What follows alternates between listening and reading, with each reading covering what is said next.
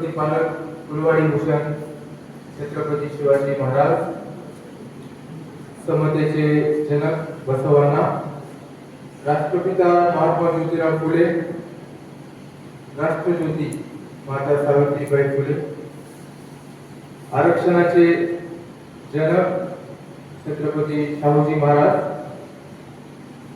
आणि आज ज्यांची जयंती आपण साजरी करत आहोत ते भारतरत्न भारतीय राज्यघटनेचे शिल्पकार डॉक्टर बाबासाहेब आंबेडकर या सर्व महामानवांना दिवार वंदन.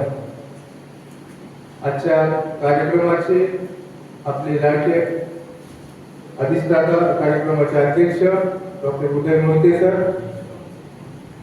उपअधिष्ठाता doctor Umesh Kanade sir, OSD doctor Sunil Valikar sir, या ठिकाणी उपस्थित प्राध्यापक doctor Nagavkar sir, doctor Mahadev Bansude sir, Sachin Jadhav sir, या ठिकाणी उपस्थित माझे सहकारी प्राध्यापक, या ठिकाणी उपस्थित पदव्युत्तर विद्यार्थी, पदवीपूर्व विद्यार्थी, या महाविद्यालयातील वर्ग 3 व वर्ग 4 कर्मचारी. आज मी या ठिकाणी भाषण करण्यासाठी उभा नसून आज आपण ही संयुक्त जयंती साजरी करत आहोत. डॉक्टर बाबासाहेब आंबेडकर आणि महात्मा ज्योतिराव फुले यांच्या या संयुक्त जयंती साजरी करण्याच्या निमित्ताने सर्व व्याख्याने ऐकून आणि आजचा जो दिवस आपण एक प्रकारे रिफ्लेक्शन म्हणून साजरा करतो, एक वैचारिक विचाराची उजळणी करण्याचा प्रयत्न करतो, त्या निमित्ताने मी आज तुम्हाला एक प्रश्न विचारू इच्छितो. या 2 महामानवांपासून आपण काय शिकलो आहोत? या 2 महामानवांचा थोडक्यात एक सामूहिक संदेश, एक टेक होम मेसेज जर आपल्याला द्यायचा असेल तर आपण काय घेऊन जाऊ शकतो? तर मला असं वाटतं की दोघांनीही आपल्या शिक्षणासाठी फार आमूलाग्र महत्त्व दिलेलं आहे.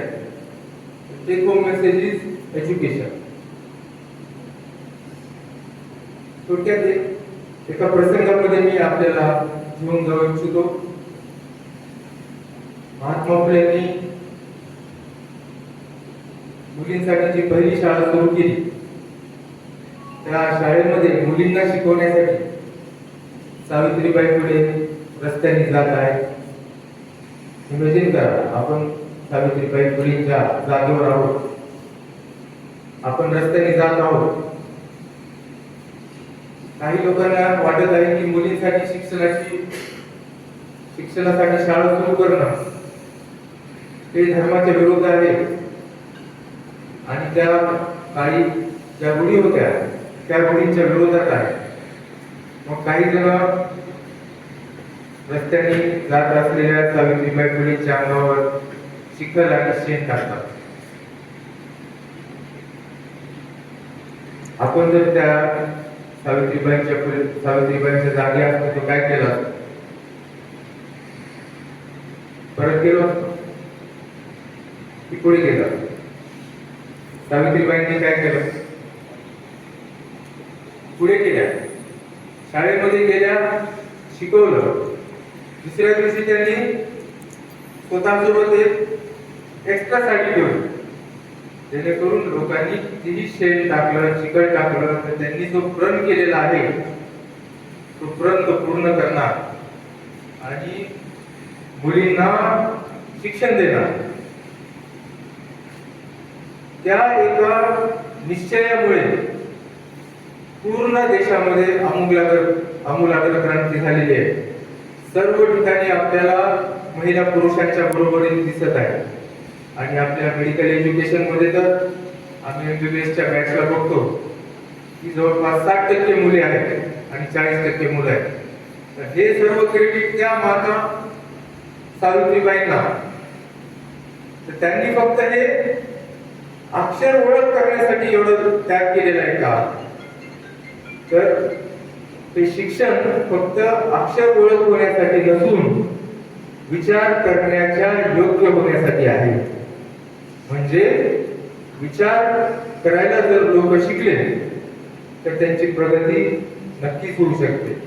महात्मा फुलेंच्या त्या म्हणीमधून आपल्याला माहित आहे, विद्येविना मती घे. दुसरा प्रसंग, एक लहान बालक आहे, त्याला शाळेमध्ये पाणी पिण्याची परवानगी नाहीये. त्याला शाळेमध्ये दूर बसवलं जात आहे. मग तो प्रश्न विचारतो, ते असं का आहे? प्रश्न विचारला, लक्षात घ्या, प्रश्न विचारणं खूप महत्वाचं. मग त्याने अभ्यास केला की मला पाणी पिण्याची परवानगी का नाहीये, मला कोणी शिवून घेत नाहीये, मला शिक्षणासाठी सोयी सुविधा उपलब्ध नाहीये. अशा बालकांनी पुढे चालून सर्वात जास्त प्रमाणात शिक्षण प्राप्त केलं आणि एका दिवशी त्यांनी या भारताला संविधान दिलं. तो लहान बालक म्हणजे डॉक्टर बाबासाहेब आंबेडकर. तर डॉक्टर बाबासाहेब आंबेडकरांनी काय आपल्याला प्रश्न विचारायला शिकवलं. आज थोडस या ठिकाणी आपण विद्यार्थी शिक्षण घेत आहेत, फॅकल्टी तुम्हाला शिक्षण देत आहोत. आणि त्या प्रक्रियेमध्ये मी सुद्धा सामील आहे. की आपल्या सर्वांच्या वतीनेच मी बोलायचा प्रयत्न करत आहे की